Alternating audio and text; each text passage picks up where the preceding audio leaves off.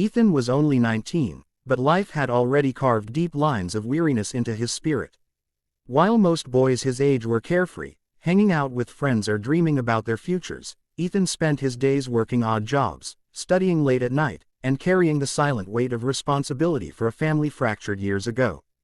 His father had disappeared when Ethan was just 10, leaving his mother to fight through life's storms alone.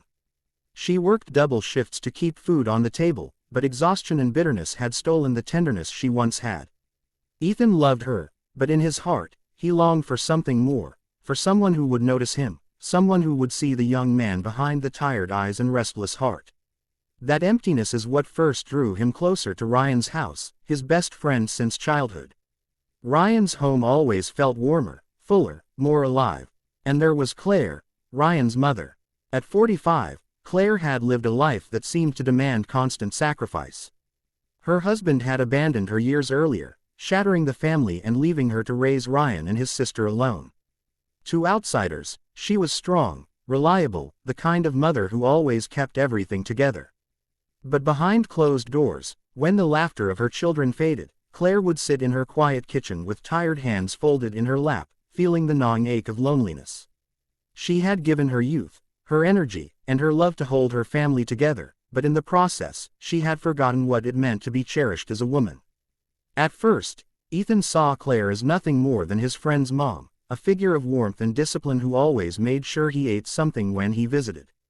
But as the years passed, subtle details caught his attention, the softness in her eyes when she asked if he was okay, the tired smile that still carried a trace of beauty, the way her presence seemed to bring calm into the room. He began noticing things others overlooked, the quiet sighs when she thought no one was listening, the way she laughed with hesitation as if joy was unfamiliar, the way her hands lingered on the kitchen counter as though holding herself steady against invisible burdens. For Claire, Ethan was different too. Unlike Ryan and his rowdy friends, Ethan never treated her like just the mom in the background. He stayed behind to help clean dishes, asked her how she was doing, and listened when she spoke. Sometimes she caught him watching her with an attentiveness that startled her, not inappropriately, but as if he truly cared about the answer. Slowly, in the quiet rhythm of ordinary evenings, an invisible bond began to form. She didn't admit it to herself at first, but she looked forward to his visits, to the sound of his voice filling the silence of her home, to the way his laughter lit up corners that had long felt dark. Neither of them understood what was happening yet. To the outside world, it was nothing more than a boy visiting his friend's house. But beneath the surface, something deeper stirred, two wounded souls recognizing each other's silent pain. Ethan was searching for someone who would see him, and Claire was longing for someone who would remind her she was still alive, still worthy of being seen. In the most unlikely of places, their paths had begun to intertwine, and neither of them could sense how profoundly it would change everything. The evening rain came without warning, sweeping through the town in heavy sheets, the kind that blurred the streetlights and rattled rooftops like restless drums. Ethan had finished a long shift at work, his clothes soaked through by the time he made it to Ryan's house. Ryan wasn't home. He had gone to stay at another friend's place that night, but Ethan hadn't known. By the time Claire opened the door, he stood there dripping, shivering slightly, looking both exhausted and vulnerable in a way that caught her off guard. "Come inside," she urged, her voice gentle but firm, ushering him in out of the storm. She quickly fetched one of Ryan's hoodies and insisted he change before he caught a cold. When Ethan returned, wrapped in the oversized sweatshirt, Claire noticed something she hadn't before. He looked less like a boy and more like a young man burdened with more than his share of weight. There was a quiet strength in him, but also a fragility that stirred something deep in her chest. The storm outside grew louder, lightning flashing across the windows, thunder shaking the walls. Then, with one sudden crack, the power went out, leaving the house in silence except for the rain. Claire lit a few candles, their soft glow spilling over the room in warm flickers. They sat across from each other at the small dining table, sipping steaming mugs of tea, the silence between them heavier than usual but strangely comforting. It was Ethan who broke it first. His voice was low, almost swallowed by the sound of rain. He confessed how tired he was, tired of working endlessly, of feeling invisible, of carrying responsibilities that made him feel much older than 19. He admitted that sometimes he was scared, scared of failing, scared of never escaping the life that seemed to trap him. His eyes stayed fixed on the flame of the candle as though he feared judgment if he looked at her. Claire listened in silence, her heart aching at the honesty in his words. For so long, she had only been the listener for her children, never the one to share her own vulnerabilities. But that night, something inside her broke open. She told him about her own loneliness, about the nights she sat awake wondering if anyone would ever see her again beyond the role of mother, about how exhausting it was to always be strong while feeling so fragile inside. Her words trembled as they left her, as if afraid to be spoken aloud. Nothing more happened that night. No lines were crossed, no boundaries shattered. But in the dim candlelight, with the storm raging outside, their hearts quietly reached for each other. It was not romance, not yet. It was recognition. For the first time in years, they both felt seen. And once a soul is seen, it can never truly go back to being invisible again. The stormy night had changed something unspoken between Ethan and Claire. Though neither admitted it, though no words of affection had been exchanged, their silences afterward felt heavier, their glances longer, their presence around each other more charged with a quiet awareness. Ethan found himself lingering after Ryan went upstairs, offering to help Claire with dishes or folding laundry, anything just to stay near her for a few minutes longer. Claire told herself it was harmless, just kindness, just gratitude for his company. Yet every time she caught his eyes holding hers a second too long, her heart betrayed her with a quickening she had not felt in years. But the world outside their fragile bond was not blind. Neighbors had begun to notice Ethan's car parked in front of the house more often than before. Some whispered casually, others more sharply. Claire heard snide remarks when she walked into the grocery store, a neighbor commenting that Ryan's friend seemed to be around quite a lot these days. She forced a smile, brushed it off, but at night those words echoed in her head, stirring guilt and fear. Ryan, too, started noticing changes. He didn't understand why Ethan always volunteered to stay back after he left, or why his mother seemed strangely softer in Ethan's presence. Small details unsettled him, like the way Ethan wiped the kitchen counters without being asked, or the way his mom smiled faintly at something Ethan said, smiles that were rarer when directed at others. At first, Ryan shrugged it off, thinking maybe his mom was simply grateful for the help. But suspicion began to root itself, gnawing at him, making him look at Ethan differently. Ethan, meanwhile, wrestled with guilt that grew heavier each day. In the solitude of his small room at home, he stared at the ceiling at night, asking himself questions he could not answer. Was he betraying Ryan by feeling drawn to Claire? Was he dishonoring her by letting his heart wander toward her warmth? He told himself he should stop visiting so often, should create distance before things spiraled into something unforgivable. But every time he resolved to stay away, he found himself missing her presence, the quiet comfort of her kitchen, the way she listened without judgment, the rare laughter that made her eyes brighten as if she was rediscovering a lost part of herself. Claire, too, battled her conscience fiercely. She reminded herself of her role, of her age, of society's cruel judgments. At night, she stood in front of her bathroom mirror, staring at the lines time had etched into her face, telling herself that Ethan was too young, too good, too undeserving of scandal. And yet, when she recalled the way he listened to her that stormy night, the way his voice trembled with honesty, her heart whispered a truth she could not silence, that she had not felt so alive in years.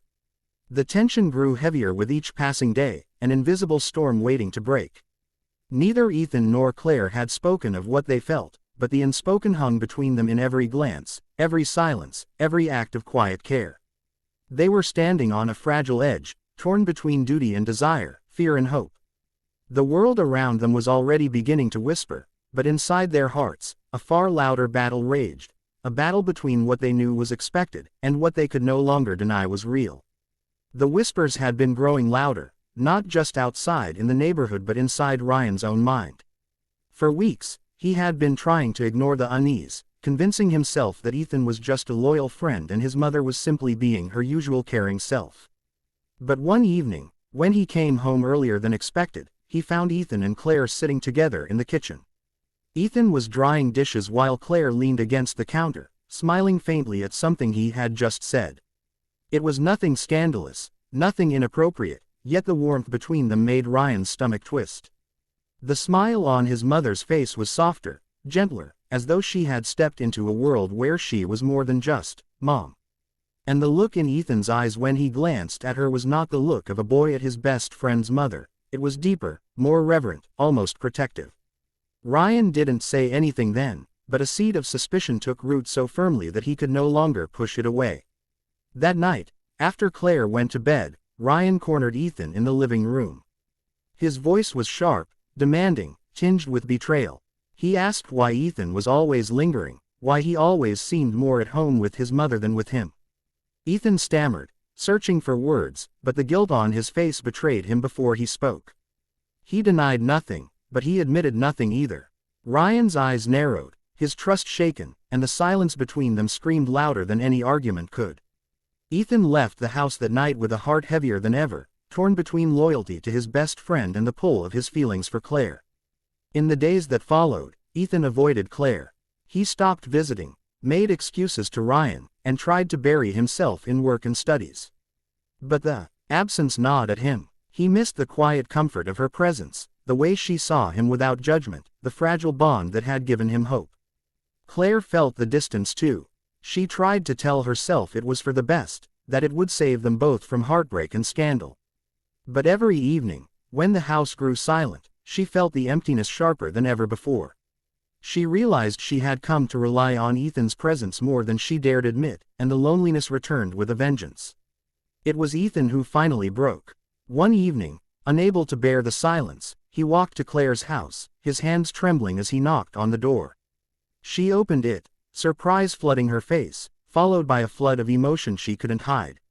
They stood in silence for a long moment, as though words were too fragile to contain what their hearts already knew. Then Ethan spoke, his voice unsteady but resolute. He told her he couldn't pretend anymore, couldn't keep running from what he felt. He confessed that she had given him a sense of belonging he had never known, that she made him feel alive in ways he didn't think possible. Tears filled Claire's eyes as she listened, her heart torn between guilt and longing. And finally, with a trembling whisper, she admitted the truth she had been fighting all along. She felt the same. That night, they did not speak of the future or the judgment that awaited them. They simply allowed themselves to be honest, for the first time, with themselves and with each other. It was terrifying, but it was also liberating. Their hearts had chosen, even if the world never would. After that night of honesty, Ethan and Claire stepped into a world more complicated than either of them had ever known. What they shared was real, undeniable, yet fragile in the face of judgment. The days that followed tested them in ways that went far beyond whispered feelings. Ryan's suspicion grew into a wall between him and Ethan, straining the friendship that had been the foundation of Ethan's life since childhood. The neighbors' glances became sharper, conversations hushed as Claire entered a room, and people who once greeted her warmly now seemed to keep their distance. To outsiders, the bond between a 19-year-old boy and a 45-year-old woman was not tenderness, it was scandal. For Claire, the weight of it was crushing at times. She lay awake at night, staring at the ceiling, guilt pressing down on her chest. Was she stealing Ethan's youth? Was she being selfish by letting herself feel joy again after so many years of emptiness? She worried endlessly about Ryan, about the judgment her children might carry because of her choices. The questions circled endlessly, but when she thought of Ethan, his steady gaze, his quiet kindness, the way he listened as though her words mattered, her heart whispered an answer she could not deny. For the first time in decades, she felt alive. Ethan faced his own battles. Friends called him reckless, accused him of being foolish, even mocked him behind his back. Yet he carried the criticism in silence, because he knew what he had found in Claire was more than infatuation. She had become his safe harbor, the person who saw beyond his struggles and reminded him that he mattered.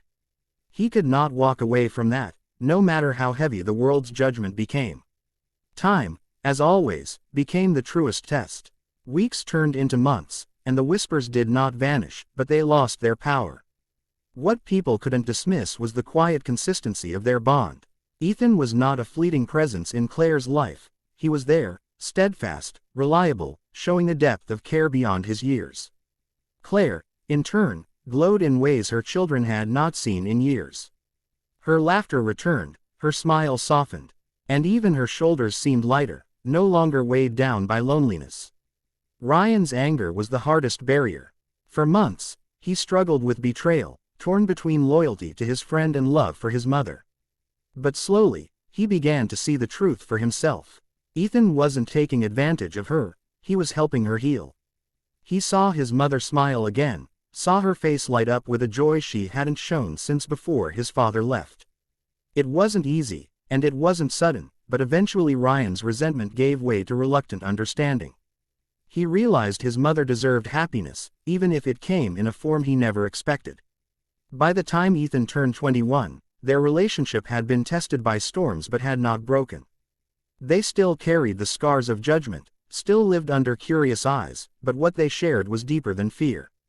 Claire had rediscovered herself, not just as a mother defined by sacrifice, but as a woman worthy of love. Ethan had grown into a man who understood that true love was not measured by age or approval, but by the courage to hold on to it despite everything. And so, against all odds, their love endured. It became not a scandal, but a story of resilience and healing, proof that sometimes, the person who saves you comes from the most unexpected place. Right finger if this story touched your heart, please like, comment, share, and subscribe to Kindness Speaks. Your support helps us continue telling emotional, life-changing stories that remind us of the power of kindness and love. Speech balloon special request before we end. Comment below, do you believe love can overcome judgment and boundaries when it is real, selfless, and healing?